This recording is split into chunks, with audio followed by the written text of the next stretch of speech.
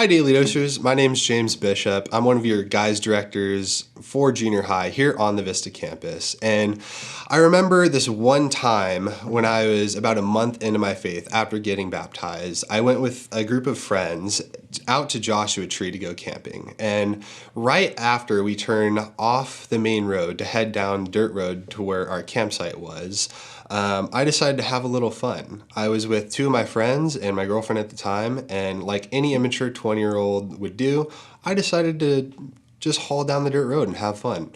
So I was supposed to be looking out for this green and yellow sign, a tiny little sign that would indicate to us where our campsite was.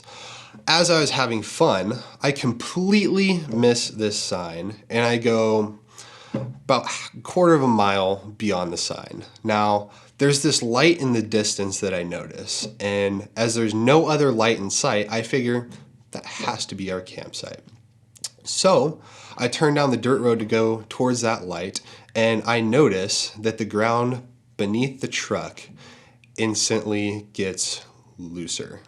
It is softer sand, and my tires start spinning, and before I know it, my truck is sinking into the sand.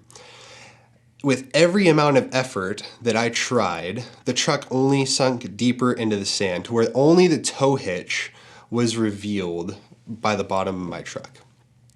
It was at that moment that I knew we were kind of screwed. So at this moment, we get out of the truck, we start to try and dig the truck out, and nothing works for about 15 minutes. At this time, one of my friends decides to call our other friends that are at the campsite, and they come over to help us for about 30 minutes and realize that nothing's working. Until one of my friends, Lainey, decides that she has the idea to pray. She says, "Why haven't any of us prayed about this? We're all Christian. Why haven't we invited God into the situation and invited His presence to be with us?"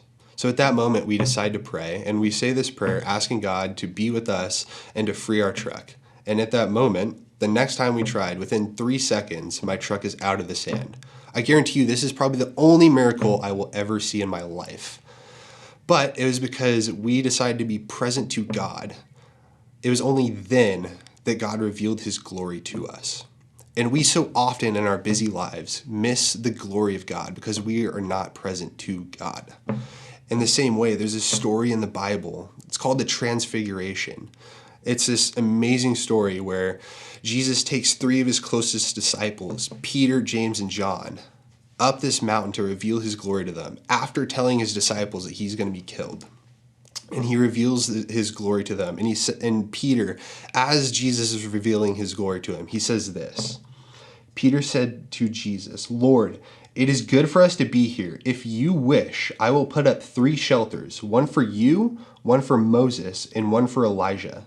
While he was still speaking, a bright cloud covered them, and a voice from the cloud said, "This is my son, whom I love. With him I am well pleased. Listen to him."